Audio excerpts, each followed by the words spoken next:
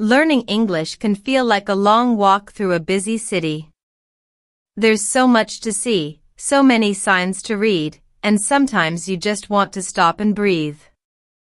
But here's a secret: when you slow down and listen to a story, your brain starts to relax, and that's when real learning happens. Stories teach us language in a natural, memorable way. One of the best ways to improve your English is through listening to simple stories that reflect real thoughts and emotions. That's what we do here every day. If this is your kind of learning, give the video a like, subscribe to EnglishPulse, and comment your favorite word or phrase from the story. The morning had started with clouds in the sky.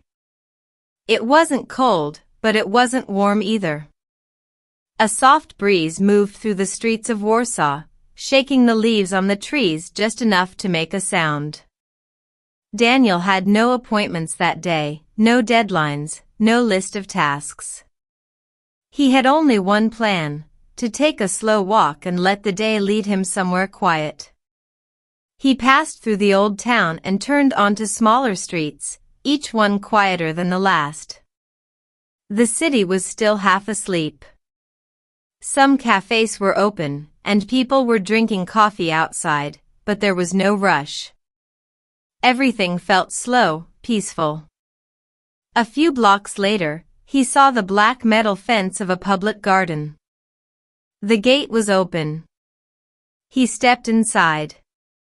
The garden was bigger than he expected. It opened wide like a quiet world in the middle of the city. Trees stood tall on both sides, green and full. Flowers were planted in long rows, and a gravel path led through them. Daniel didn't speak, didn't take his phone out, didn't even look at the map at the entrance. He just walked. A few minutes later, he found a bench under a tree, not too close to the path, not too far from it.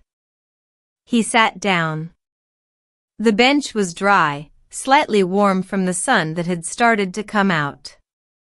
He put his hands on his knees, leaned back, and listened. At first, it was just quiet. Not silence, but quiet. The soft sound of leaves moving. A distant car horn. Someone laughing, far away. And then he noticed them, the birds. He didn't know how many there were. He couldn't see them all. But the sound was everywhere. A short whistle, then a chirp, then a call that sounded like two notes from a flute. They were talking to each other. Or maybe just singing for no reason. It was hard to say. He closed his eyes and tried to listen to each sound. One bird repeated the same note again and again. Another answered with a different rhythm. It was like music, but not music made by people. It was natural, unpredictable, and honest.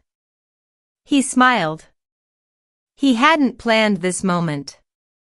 He didn't come to the garden to sit and listen. But now, nothing else felt more important. Two pigeons landed nearby, pecking at something on the ground. A blackbird flew from one tree to another with something in its beak.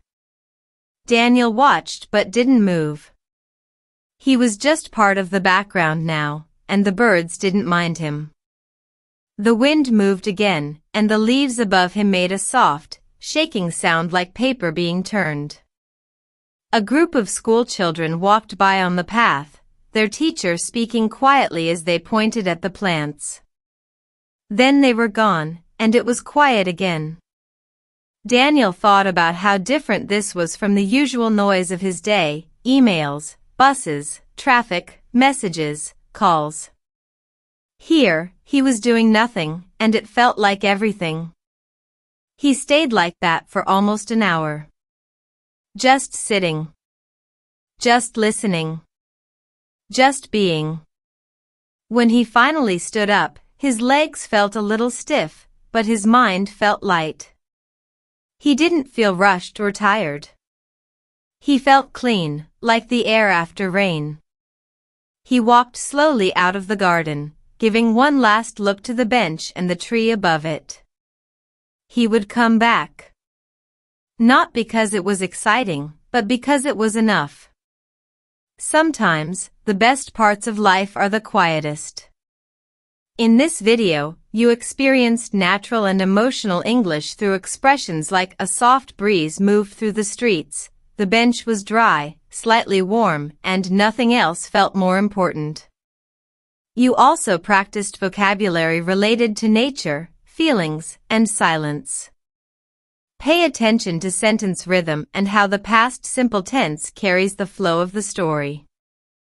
If this story helped you feel more connected to English, or more connected to yourself, leave a comment below, like the video, and subscribe to EnglishPulse. We post one new story every day to help you feel and think in English. See you in the next video.